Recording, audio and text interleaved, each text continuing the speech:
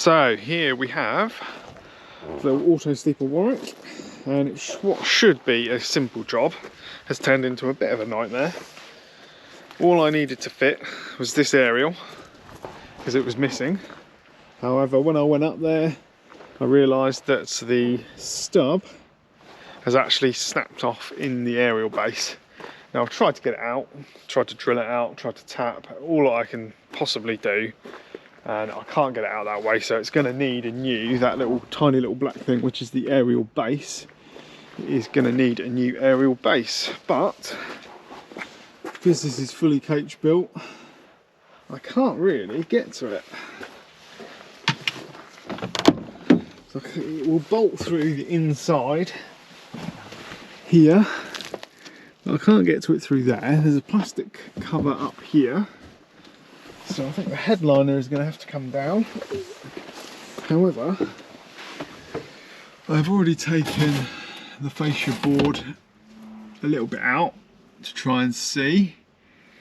Obviously you can see that they've got insulation there, but I can't get to the inside even down by the insulation, so it looks like I am going to need to strip a little bit further. I don't particularly want to take all these cupboards out, but the nature of the way these are built, everything is put in from the front to the back. That's how they build them normally. So if you do need to get something out of the front, sometimes you actually need to take out all sorts of bits of furniture, which I don't really want to do for a simple tiny little antenna, but there's not an awful lot I can do.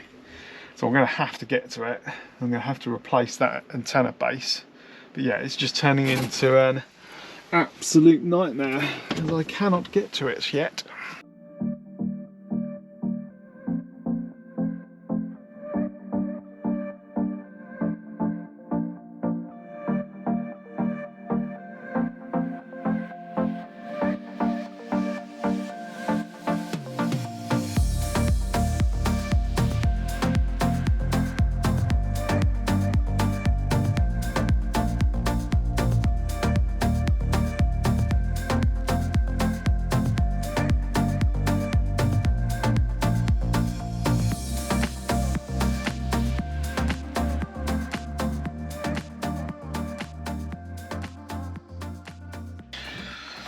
Right, I think we're about there now, or at the very least I can get to it just about. So I'll take the headlining completely down. I've managed to get out without taking too much apart, and then being able to manipulate this forward, and then there is the antenna base there.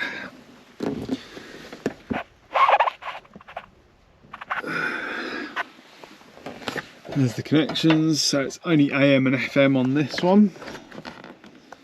Yeah, so I should be able to change that without taking any more out. I mean, I've got enough out as it is, so I have had to take, and to be fair, I have had to take all of this out. I did need to get all of this out, just enough space to move this plastic tray enough to get this cover back. So yeah. Now all I've got to do is replace the antenna. Right, finally the AutoTrail water leak is done. It's been through quite a large rain shower yesterday, as well as having it on water test as well for the afternoon. Looks there's no more water coming in, so that's all good. I've got some more insulation to put back in that little cavity there. So now all I've got to do is put all of that back up here.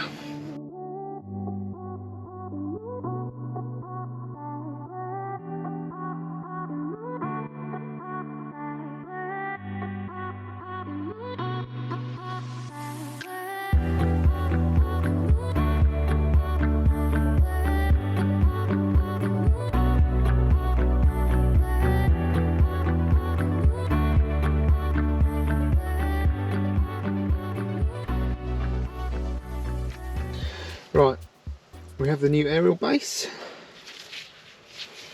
It's ready to go. So what I've got to do is get out there and replace it.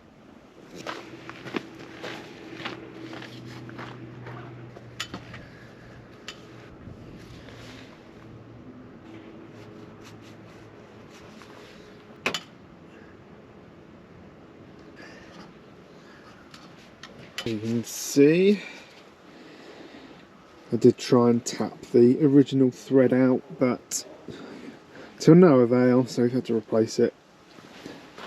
Right, all done and good. Just tested the FM and AM because it's only the FM and AM antenna up here. The DAB antenna, I believe, is in one of the mirrors. I think it's the left-hand mirror, or is it the offside mirror? I can't remember now. But yeah, DAB is okay as well, but obviously that's a different aerial. So now all I've got to do is put all of this back in.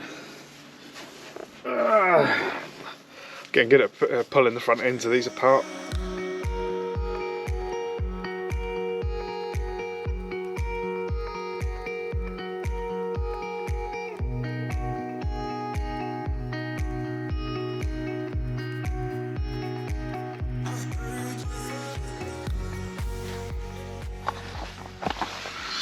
Right, almost back together.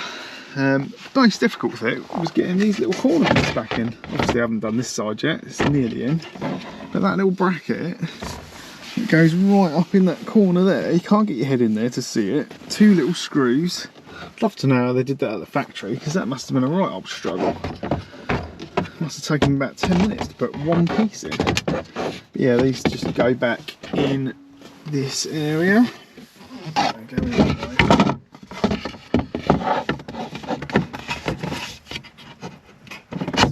Somehow. You get the idea anyway, I'll get that in. Yeah, so not much more to do on this, we're almost done. The water leak that was down here I fixed, but I actually found it wasn't the hookup inlet, which is just below there. It was actually this window. There's a little one-handed. There's a little water drain in there, and that was getting blocked up. This water's actually supposed to drain into here and then drain out down like the panel work of the van. So yeah, that's actually where the water leak was coming from. So it was actually a lot simpler than I thought. So yeah, just a little water drain. So there's a little water drain there, I think there's one there, and a little water drain at the back there. So if you ever have water coming in through these windows and you get this piece wet, it's worth checking the little water drains for those factory fitted windows. Other than that, this one's nearly done. So I'll just show you in the workshop what we've got going on. This one's new, this one's just come in, so we've done a pre-check on that one. I've got my 2 little projects there, which I'm almost done on. We've got this Rapido, which is sold. So we're just completing the mechanical service on it, mechanical checks and service. We've got this BMW, which is Jason's. This sprung a coolant leak, so this is in for repair. So I've had to get back on my tools. Half an engine strip, intake manifold off to do a little water pipe. So I've got a little crack in the water pipe there, you might be able to see it. The water was leaking out of that, so that's got to go back together eventually. Gearbox for the 3rd and hopefully final time is being done in that. I'm going to go with a gear set this time because I've had 2 repairs previously and the noise is still there. So yeah, just getting the gearbox back for that one in a bit. That'll be going back in. Yeah, lots going on. Right, we haven't got the right fuel filter element for the Rapido, so Don's just gone up to the manufacturers to see if we can get the right one. So I have done my little projects. So now I've got to get back on this. So let's get this put back together. I wish it was that easy. Oh, BMWs, lovely cars, but difficult to work on. All done.